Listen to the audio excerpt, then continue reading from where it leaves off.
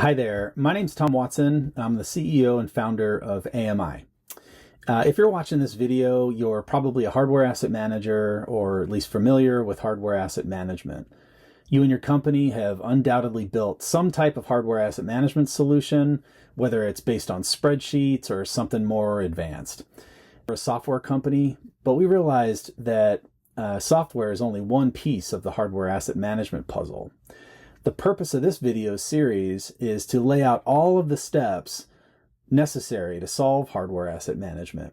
And it's a journey involving data, software, people, processes, all working together to achieve a hardware asset management outcome.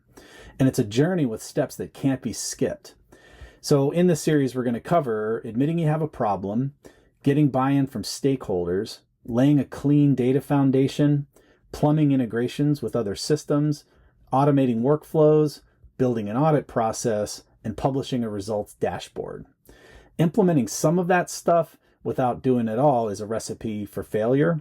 The trick is determining what you've already solved for so you can fill in the gaps. In my next video, we're going to dive into step one, which is admitting you have a problem and being able to clearly define and articulate that to the business. So thanks for listening. Looking forward to seeing you next time. Thanks.